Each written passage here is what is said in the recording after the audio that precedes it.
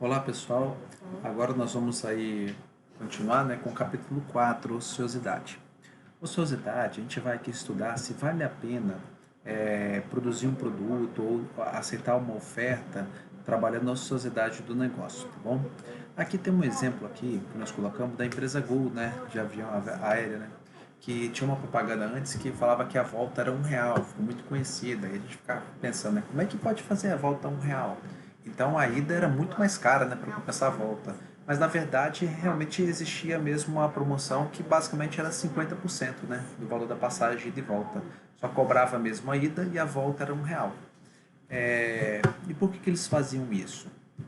Se a gente levar em consideração qual o tamanho do prejuízo que eles teriam, mas levar em consideração alguns custos de companhia aérea aqui numa viagem. Você tem o salário da tripulação, combustível do avião, a depreciação da aeronave, salário do atendente do check-in, o salário do responsável pelo despacho das malas, o lanche, a impressão do bilhete e outras coisas. Se você observar aqui, nesses custos aqui, de 1 a 6, que eles são custos basicamente fixos, que já existiriam se você aceitar aquele passageiro pagando só metade da passagem de ida e volta, pagando só a ida e a volta pagando R$ 1. A única coisa que deixaria de existir seria o lanche dele, que ele, se não tivesse o passageiro não teria o lanche, e a impressão lá de bilhete de passagem, no caso. Então, você vê que o custo variável ele é muito baixo de cada passageiro. Aí a gente tem que avaliar, na verdade era R$ 1, às vezes esse custo aqui chega a R$ 3, mas o passageiro pagaria a ida, Então já pagaria 50%. Talvez contribuiria com margem de contribuição para poder pagar esses outros custos de 1 a 6, tá bom? Então é por isso que você tem que analisar como um todo, novamente, para ver se vale a pena ou não. Então, no exemplo aqui nós temos de um hotel, uma rede hoteleira. E aí nessa rede de hotel você tem os dados trimestrais aqui, De dezembro a fevereiro, de março a maio, junho e agosto, setembro a novembro. E aí você tem a média dos resultados por trimestre. Então você tem aqui, no trimestre de dezembro a fevereiro, a empresa teve lucro de 198 mil. Março a maio, você teve um prejuízo de 29.500. Junho e agosto, você teve um lucro novamente de 130 mil. E setembro a novembro, você teve um prejuízo de 7 mil. Totalizou aqui no ano um lucro de 292 mil reais aí. Isso é muito comum em rede hoteleira, Você tem as altas temporadas e as baixas temporadas. Que a alta temporada acaba compensando no final as baixas temporadas e gera lucro aí para a empresa no ano inteiro, Mas eles querem o seguinte, queria pelo menos compensar essa baixa temporada, para evitar ter prejuízo na baixa temporada. Como é que eles pensaram aqui?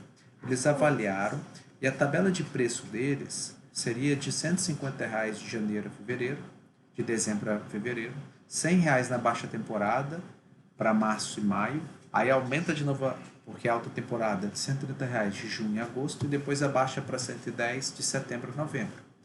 E aí, a quantidade de quartos são de 9 mil quartos, no caso para esse trimestre. Isso não quer dizer que o hotel tem 9 mil quartos, tá, gente?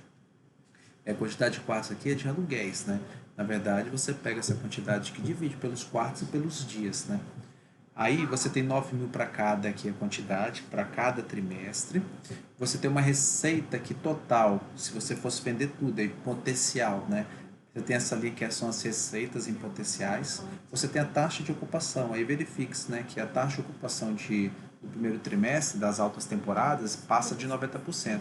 As baixas temporadas, além do preço menor, as ocupações é de 70%. Tá bom?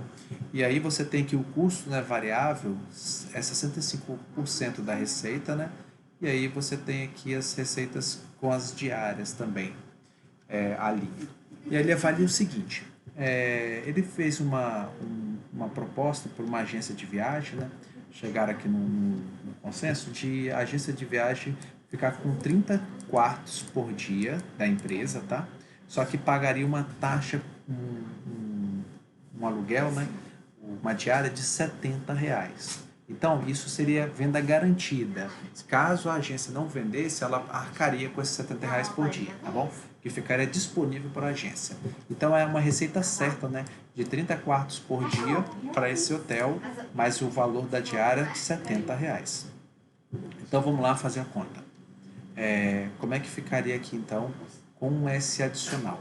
Ó, em dezembro e fevereiro, como é alta temporada, não alterou não, tá? Manteve-se ainda o valor. Então, teve um lucro aqui de R$ 198.000, igual o anterior.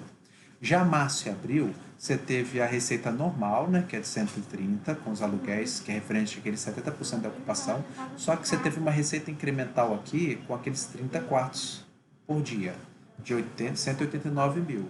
Aí você teve um custo também adicional de 65%, né, dessa receita. Então, você teve um custo aqui da receita de 65%, mas aí você teve um aumento, então, da margem de contribuição, tá vendo? Um aumento que ajudou a pagar os custos fixos. E aí, em vez de ter um prejuízo aqui, você acabou tendo um lucro operacional de R$ 36.000. E assim também ele conseguiu fazer na baixa temporada do trimestre de setembro a novembro, né?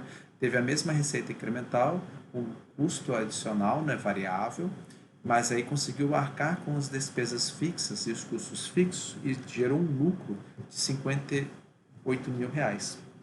Então, gerou um lucro total, né? Teve um aumento, né? Para R$ 425.060 no negócio, mesmo vendendo, alugando, né, os quartos por um preço muito aquém do que estava anteriormente, né? A metade do preço, por exemplo, comparado aqui à alta temporada. Você faz inicialmente talvez não vale a pena, né? Você pensa, poxa, se é 65% dos R$ 100, eu já pago R$ 65 de custo variável. Então não vale a pena alugar às vezes por R$ 70, porque eu vou pagar até menos, vai sobrar menos ainda. Mas num todo você acaba colaborando no caso para pagar os custos e despesas fixas, tá bom? Então, fazendo análise aqui, a empresa vale a pena, no caso, essa proposta de alugar na baixa temporada a R$ 70 os quartos que estavam ociosos, tá bom? Não valeria a pena, gente, passar o preço todo para R$ 70. Se você passar o preço todo para R$ 70, faça a conta, vai reduzir aqui o lucro operacional ainda mais para cada mês, porque os custos e despesas fixas eles se mantêm os mesmos, né? R$ 250.000, tá bom? Então só trabalhou aqui com a capacidade ociosa, beleza? Então, ok, eu vou passar, então, vou encerrar aqui e a gente já volta com o próximo vídeo aí, que é decisões de fabricar ou comprar aqui produtos. Um abraço.